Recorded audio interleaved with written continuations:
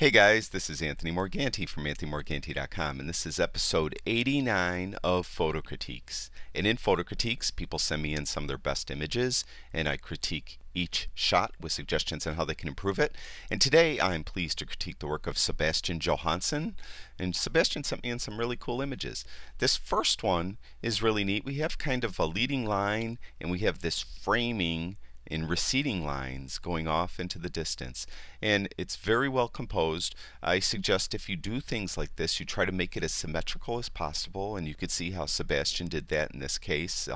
It's very as even as possible, let's put it that way, and the ladder is very flat. It's not tilted or anything like that, so it's a really nice shot. When people do like an art shot, I consider this an art shot, it's really not for a critiquer to critique anything about maybe composition, because the composition is in the eye of the photographer. I might be able to critique on f-stops or make suggestions like that to maybe enhance the idea that the photographer was trying to convey. But in this case, Sebastian did a really nice job. The ISO is really high at 1600 ISO is really high. So that, of course, because the ISO was so high, it was 1/4000th of a second at f11. I like the f11. I think that's fine. I think if you brought the ISO down, though, and used a slower shutter speed, you still could have pulled off the shot, and you probably would have had less noise. As I look, there's a lot of noise in the shot, and I'm not sure that the noise is adding to it artistically. It's there and very noticeable. So if you ever do a print, you're going to see that noise. That's one thing. The other thing is you have a border on the print, and then borders, if a photographer likes a border, definitely do it. I just want to point out, remember now, if you ever print this, you're either going to have to get a custom size for it. So the paper is going to be like a 8x12 instead of a standard 8x10, something like that. When that happens, if you don't want that custom size because you're not going to be able to find a frame, or you have to get a custom made frame for it, and everything's going to get really expensive. So if you get the standard print 8x10, you're going to have to crop some sides a little bit, and you're going to lose a little bit on each side. So that means you're going to lose your border on each side, and it probably isn't what you want. So keep that in mind when you use borders and things like that. You might want to use Lightroom to pre-crop the image into the size you want, 8x10 or whatever it is, 16x20, whatever. Then apply the border after that. That way when you do print it, you're going to get all your image that you have in the print. It's a nice shot. They got the mushrooms, and we have these logs. Very nice composition. I like the color. Again, we have that border. Just remember what I said about the border if you ever get this printed. It's kind of, to me, an art shot, and it's very well done. And this is definitely, in my consideration, an art shot. It looks like it's an HDR type image, or at least it has that toning to it. Very nicely done. Bicycle. Bicycles, if you're selling prints, for some reason, bicycles in the street and stuff, they seem to sell. I'm not really sure why. People like those type of things to hang up in restaurants and in things, businesses and whatnot. So those type of images sell. So this type of image is that kind of classic look, and it definitely would sell. Again, we have the border. Just remember that if you ever want to get it printed, you'd have to get a custom size printed, and to keep that border intact. This is a nice street shot. The couple things is, remember now, I definitely like the way he processed it. We have the colors kind of enriched, so it's very strong dynamically in that regard. Whenever you do that, though, you tend to make the skin tones of the people not look right, and you could get around that. Now I'd need the raw file to actually do this, but what you would do is you would get a brush, and you would go down to saturation, and you would pull saturation down. Now in the original shot, under the basic tab, you likely had vibrance and saturation turned up and clarity turned up. So what you would do is you would get a brush then, and you would turn saturation down to the equal amount that you had it turned up in the basic tab. So if you had saturation at plus 47, you'd put it at minus 47 on the brush. And the same thing goes for contrast and clarity. If you had clarity at plus 30, turn it down to like minus 30. And contrast at plus 10, turn it down to minus 10. Now, this isn't going to look right because I don't know what the original values were, and I'm not working with the raw file. But what you would do then is you would paint. I have exposure down too, that's not good. So then you would paint over the anything where skin is showing on the person. Now obviously, as I mentioned, it doesn't looks ridiculous because I don't know what the values were that Zebastian started with. But you could easily do that. You could go very quickly and do something like that to try to make the skin tones look more natural and still have the environment very heavily saturated and high contrast and a lot of clarity. And that's just something to keep in mind.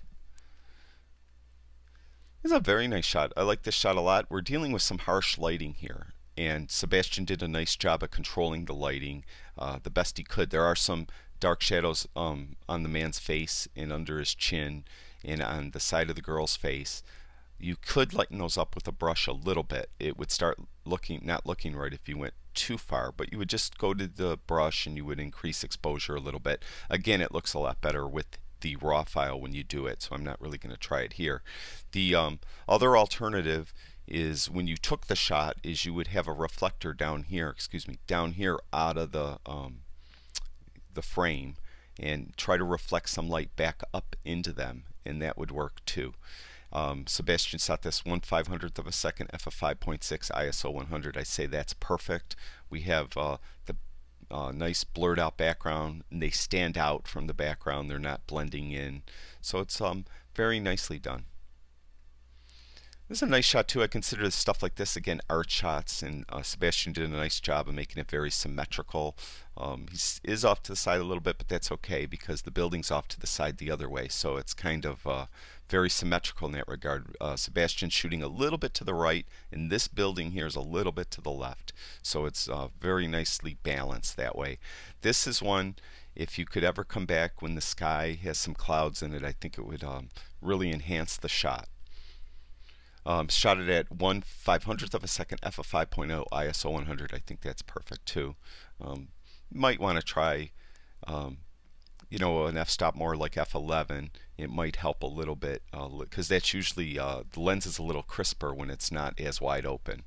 So if you're more in the mid, you know, it's usually 2 to 4 stops up from wide open is when your lens is at its sharpest. So in this case, at 18 millimeters, you were at f/3.5. So if you were, you know, 2 to 4 stops, you'd be more like f8 to f11, and that lens would be at its sharpest somewhere in there. And then you would have, you know, guaranteed to have every pixel as sharp as possible. It's a really cool shot. This shot, you know, of the bee flying through the air with selective color, I think it's just a really nice shot.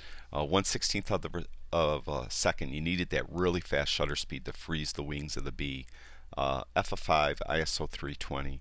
A really nice shot. It's just a really cool selective color idea, and he did a really nice job of capturing the shot and in the post-processing of making sure that the bee was the only thing with color in it. They're pretty cool. I consider these kind of still life shots art shots too. So you know, compositionally, there's no criticism involved here because it's in the eye of the photographer, and I think he did a nice job. The only thing I could suggest about in post processing is you have all these kind of little like dust marks on the glass, and you might just to, you know, so it's not any type of distraction possible, just clone those out. You could do it with Lightroom or you could do it with Photoshop. Just get rid of all those little dust specks that are there. You have a few on the watch. You want to leave them on the watch, that's up to you. I just think on the glass it might be better to get rid of them. Get rid of them on the watch too. You have the reflection strong in the watch. I think that adds to the shot. That's part of the art of the shot. If you were doing a photograph though for an ad, this whoever makes this watch wanted you to do an ad, and they said they want a shot, or a glass near it with something, they want a drinking shot, or you're doing an ad for a Scotch company, something. In those regards, then you don't want reflections, so you'd use a circular polarizer on your lens to ensure that you're not getting any reflections, particularly in the watch face. Now, if you have the choice and you could have reflections back here, the polarizer might ruin the effect on the glass as you're eliminating the effect on the watch. So what you would do is you would take two shots. You would take, of course, have your camera on a tripod. You take one shot without any polarizer. You take the second shot with a polarizer, and then you would combine both shots as layers in Photoshop, and you would just mask out the part where the glass is away from the face of the watch, so that the watch is polarized and you won't be having these reflections, but the rest of the image would be fine. And I talk about how to do that in my Photoshop for Photographers series. You could check those videos out, and that would, if you're ever shooting for an ad, just remember you usually don't want reflections. This is a really cool shot. The processing is really bizarre, the way the colors are. We have these very, very warm colors and very dark, cool colors. So it's a nice contrast to colors. I like the composition.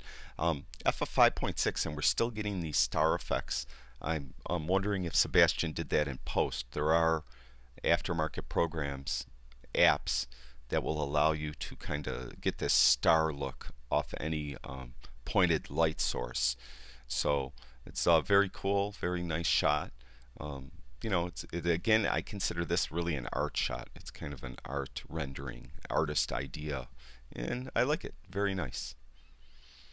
Here's another selective color shot. This one I don't think is as powerful as the B one, mainly because of the composition. Is the background on its own isn't a super strong composition. Adding the tennis ball up in the tree with just the color does add to the shot though. So in that regard, it's a really interesting image, but it's not as strong as an image. If you had a really, really compelling background that you could have rendered in black and white, and then the splash of color from the tennis ball added to the shot, that would be a fantastic image. So it's a great idea, and I would keep this idea and look for a different situation where you might be able to utilize it, and I think you'd really have a great shot.